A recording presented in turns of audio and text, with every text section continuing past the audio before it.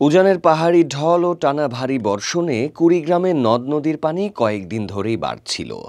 এতে জেলার ব্রহ্মপুত্র দুধকুমার নদ নদীতে দেখা গেছে ভারত থেকে ভেসে আসা গাছের গুঁড়ি, যা ছিল বেশিরভাগই বাকল ও শেকড়বিহীন এবং লালচে রঙের।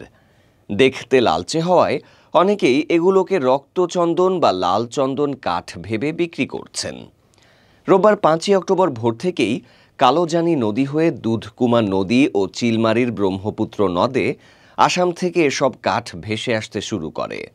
উৎসুক জনতা ভোর থেকে নৌকা ও বাঁশের ভেলায় নেমে পড়ে কাঠ ধরার প্রতিযোগিতায় নামেন।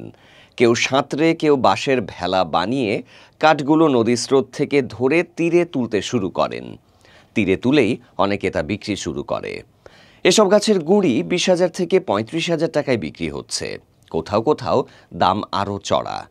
কুড়িগ্রামের নাগেশ্বরী উপজেলার রায়গঞ্জ ইউনিয়নে একটি বড় লালচে গাছের গুঁড়ি 1,50,000 টাকাও দাম চাওয়া হয়েছে।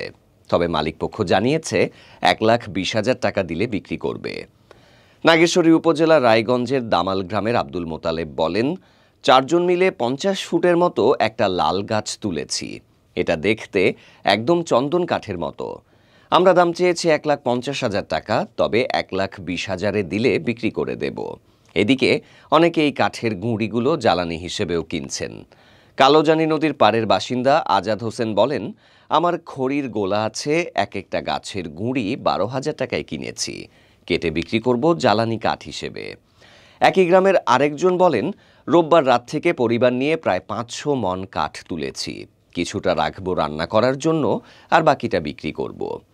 জেলা বন বিভাগের ভারপ্রাপ্ত কর্মকর্তা মোহাম্মদ সাদিকুর রহমান বলেন, আমরা ঘটনাস্থলে গিয়ে কাঠগুলো দেখেছি। এগুলো দীর্ঘদিন পানিতে থাকার কারণে রং পরিবর্তিত হয়ে লালচে হয়েছে। প্রকৃত চন্দন কাঠ এটি নয়।